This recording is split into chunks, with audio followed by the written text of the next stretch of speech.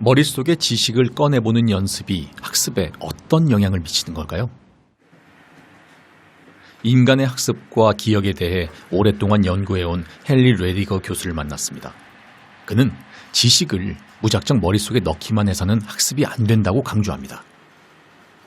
We often think of education as being you furnish your mind with a storehouse of knowledge. So all these books, okay, that's my storehouse of knowledge, but I really don't have it unless I use it. So a lot of those things I've read, unless I use it repeatedly, I won't be able to retrieve it in the future. So retrieval practice is really just using the knowledge that you have and trying to apply it in the world. 배운 지식을 반복적으로 사용하지 않으면 결국 잊어버리기 때문에 지식을 계속 인출하는 연습이 필요하다는 겁니다. You could tell me today very well what you did yesterday, but 10 years from now you won't have any idea what you did yesterday. It might still be up there encoded. So, but if you want to maintain something that happened yesterday, the way you would do it is retrieve it every day. 우리는 많은 지식을 배우지만 이 중 대부분은 사라지고 일부만이 머릿속에 남습니다. 어떻게 해야 더 많은 지식을 기억할 수 있을까요? 가장 좋은 방법은 저장된 지식을 자주 꺼내 사용하는 겁니다. 이것을 인출이라고 부릅니다. 평소에 인출 연습을 꾸준히 하면 지식을 오래 기억할 뿐만 아니라 필요할 때마다 지식을 쉽게 꺼내 쓸 수도 있습니다. 그렇다면 학교에서 매일 인출 연습을 해보는 건 어떨까요? 우리는 선생님들에게 제안을 했습니다. 조금 이런 스트레스를 애들이 잘 견뎌낼 수 있을까 매일 보는. 그러니까 얼마나 기억하고 있냐보다 얼마나 까먹느냐를 사실 아이들이 알아야 된다고 생각합니다. 그러니까 다음 시간 어쨌든 그거를 전에 배웠던 것들을 떠올리게 하면 더 어려울 것이고 더 많이 그러면 아이들이 그걸 떠오르는 데 있어서 더 많이 힘들어할 테니까 그러다 보면 더 많이 기억하게 될 것이다. 중학교 2학년 전체 학생을 대상으로 수업 시간마다 쪽지 시험을 보자는 제안. 아직까지는 그냥 걱정부터는 기대. 근데 걱정은 생길 수도 있을 것 같아요. 실제 학교 현장에서도 인출의 효과가 나타날 수 있을까요? 궁금했어요. 그냥 엄청 궁금했어요. 진짜 과연 이게 시험이 정말 학습 효과가 있고 우리 아이들에게 도움이 되고 나는 그냥 공부였는데 이게 정말 괜찮을까라는 생각이 있었기 때문에 신선한 충격과 호기심이 같이. 우리는 3명의 영어 선생님들과 함께 쪽지 시험 프로젝트를 진행하기로 했습니다.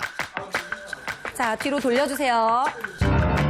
먼저 학생들의 현재 상황을 파악하기 위한 설문조사를 실시했습니다. 영어 과목에 얼마나 흥미를 가지고 있는지, 스스로 영어를 얼마나 잘한다고 생각하는지, 시험 불안은 어느 정도인지 등을 파악하기 위한 설문입니다.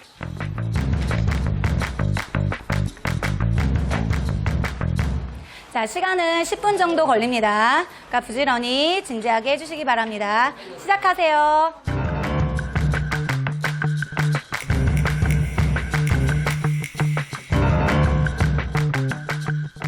이어서 영어 성취도 평가를 실시했습니다. 프로젝트 자문단에서 준비한 평가지를 통해 학생들의 현재 영어 실력이 어느 정도인지를 파악하려고 합니다.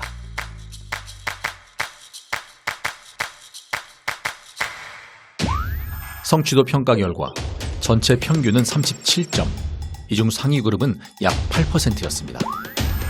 시험 불안에서는 학생의 약 19%가 불안도가 높은 것으로 나타났습니다. 시험 프로젝트가 과연 어떤 변화를 만들어낼까요? 지난 시간에 배웠던 단어가 얼마나 지금 기억이 나는지 선생님이 이 시간에 간단한 테스트를 해볼 거예요. 아시겠죠? 물론 성적이 들어가지는 않지만 최선을 다해서 봐주셨으면 좋겠어요. 시험 왜 봐요? 지난 시간에 배웠던 거 얼마나 기억하고 있는지 선생님이 잠깐 확인을 해볼게요. 각자 자기 자리 돌아가세요. 예고도 없이 불쑥 찾아온 시험. 당황할 겨를도 없이 학생들은 문제를 풀기 시작합니다. 어려운 문제 앞에서 아예 시험 볼 의욕을 잃어버린 친구들도 있습니다.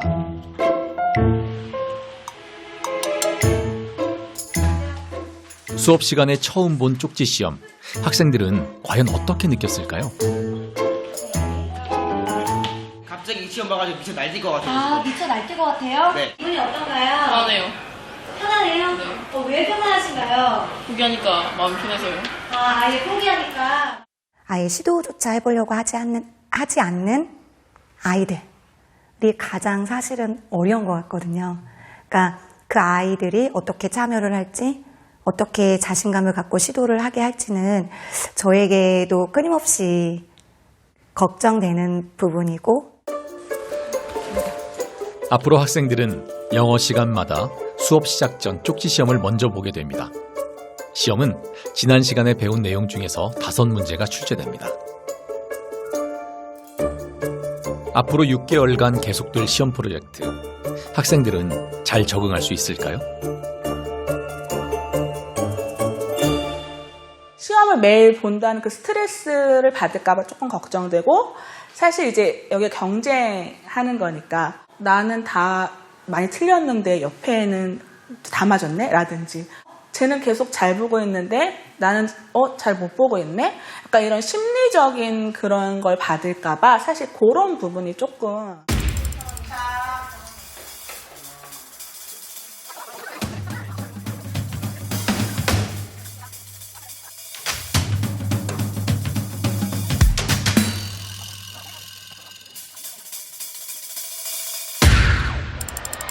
프로젝트가 시작된 지 3주가 흘렀습니다. 양혜인 선생님 반에서는 오늘도 쪽지 시험을 보고 있습니다. 3주간 시험을 보면서 뭔가 달라진 것이 있을까요? 시험을 보고 난 다음에 소감에 대해서 간단히 물어보고 싶어요. 예원이? 선생님의 애제자 예원이? 저는 딱히 아무 생각 없네요. 딱히 아무 생각이 없어? 자, 준혁아, 시험 보니까 어때요? 어렵네요. 어려워? 그래도 엄청 열심히 보고 선생님이 너무 감동받았어요, 맨날. 어려웠어? 네. 여러분들이 우리 매번 실시한 테스트 결과를 잠깐 선생님이 나눠드릴 테니까 잠깐만 확인해보는 시간을 갖도록 합시다. 지난 3주간의 시험 결과를 보면서 어떤 변화가 있는지 확인해 보기로 했습니다. 자, 그럼 선생님 하나 물어볼게요. 우리가 지금 테스트 이거 계속 보면서 점점 점수가 올라가시나요? 아니면 정말 그냥 그대로이신가요? 일직선이요. 네, 일직선이신가요? 망했어요. 망했어요? 어느 부분에서 망했어요? 저요? 네. 어느 부분에서 망했어요? 스펠링 쓰는 거예요. 아, 스펠링 쓰는 거. 단어. 우리 완석이는 테스트 결과지 받아보셨는데 어떠신가요? 모르겠어요. 모르겠어요? 선생님이 보면 안 될까요?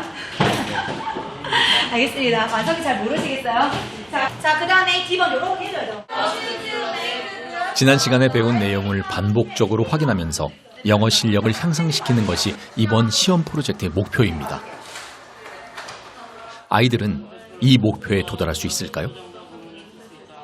이걸 문장을 읽고 해석을 해서 써야 되는데 해석을 못 해가지고 더 오래 걸려요.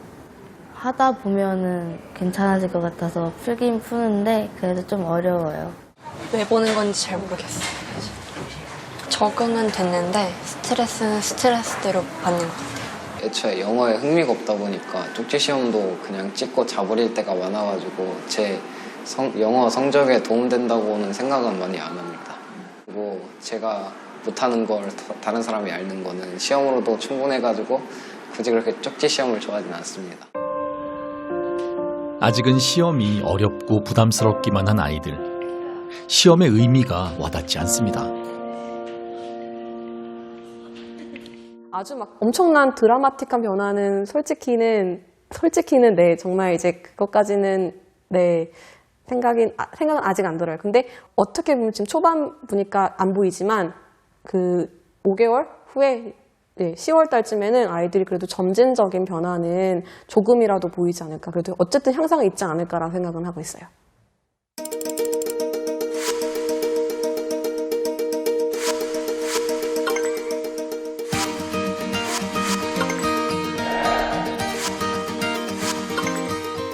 계속 이어진 시험 프로젝트. 어느덧 8주차에 접어들었습니다. 다시 아이들을 만나봤는데요. 처음에는 문제가 있을 때 한두 문제 맞기가 좀 힘들었는데 나중에 되니까 한두 문제는 그냥 풀 수 있는 것 같고.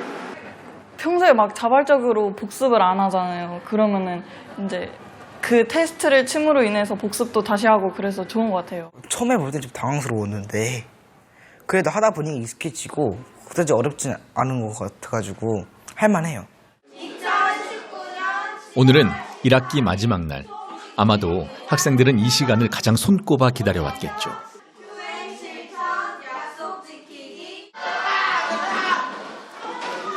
더구나 쪽지 시험으로부터 해방될 수 있으니 이번 방학은 더 특별할 것 같습니다.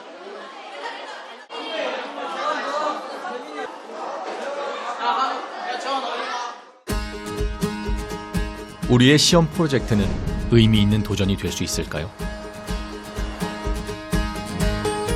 미국의 한 학교에서 답을 찾아보려고 합니다. 엘라베마주에 위치한 제임스 클레멘스 고등학교. 2012년에 개교한 이 학교는 짧은 역사에도 불구하고 현재 재학생 수가 2,000명에 달합니다. 학교의 명성이 높아진 것은 무엇보다 대학 입학 시험에서 우수한 성적을 내고 있기 때문인데요. 엘라베마주에서 항상 상위권을 지키고 있습니다. 이 학교에서 심리학을 가르치고 있는 하버드 선생님. 오늘 우리에게 자신의 수업을 공개하기로 했습니다.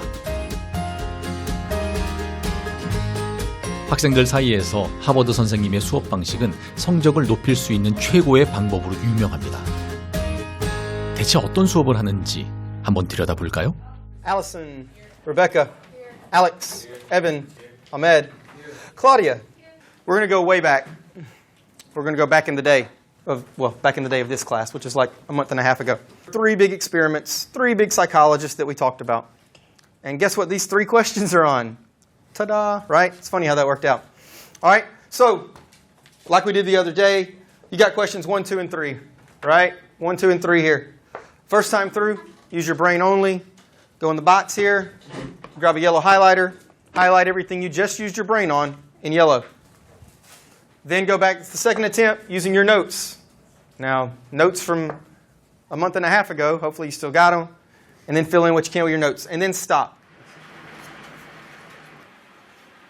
학생들은 수업 시간마다 퀴즈를 풀어야 합니다. 그런데 규칙이 있습니다. 먼저 자신의 기억에 의존해서만 문제를 풀고 그 다음에 수업 노트를 보면서 다시 문제를 풉니다. You've gone through once, you've gone through twice, and there's still some things you don't know, or if you just want to check on some answers, right, some things you're not sure of. Now, third attempt, have a little conversation with the people around you. And anything you change now, anything you write down now, you're going to use the orange highlighter. All right? Ready, set, go. 마지막 단계에서는 친구와 의논하며 함께 답을 찾을 수 있습니다. 하버드 선생님은 학생들이 각 단계를 거치며 반복적으로 기억을 끄집어내고 그것을 다시 복습할 수 있도록 도와줍니다. It really helps to see what we need to practice on more, like what we knew from our memory and what we knew from our notes and from neighbors and things like that. So is it helpful? It is very helpful because it breaks down what you need to know more and like, oh, I did remember this. It's still in there instead of like, oh, I'll never remember that. That was 2 months ago. It helps like confidence as well. It makes you feel better. I love it. I think revisiting information from a long time ago, I remember it better. At least like I remembered every single thing that we learned back 2 months ago because we always revisiting and relearning and remaking those connections, as he says. And 배움의 목표는 무엇인가? 우리가 어떤 지식을 필요로 할 때 그것을 머릿속에서 바로 떠올려 활용할 수 있다면 우리는 온전히 배웠다고 말할 수 있을 겁니다. 마치 운동선수가 자신도 모르게 완벽한 동작을 해내는 것처럼 말이죠. 이 경지에 오르는 방법은 단 하나, 끊임없는 훈련과 반복뿐입니다. I ask my students to recall information and to point out what they don't know daily in my classroom. Number one, because it helps them to recall the information, but number two, they become more comfortable with being wrong and realizing what they don't know, which is a big aspect of this. It's, hey, I don't know this now, but it's okay to not know it now. Now I've figured out what I don't know, and I know what to focus my studies on, and how now I can make my future studying for this information much more efficient. 하버드 선생님은 오랫동안 인출 연습을 가르치면서 학생들이 왜 스스로 인출을 하지 않은지도 알게 됐습니다. 학생들은 틀리기를 두려워하는 겁니다. I just try to talk to them about this is part of the process. This should be part of the process. Sometimes getting things wrong is part of the process. Sometimes we have a misconception about what we believed was right, but what's good is that you're finding out now that it's wrong, so that you can change your beliefs, you can change your understanding. I'll say that you'd rather get it wrong right now than on the test.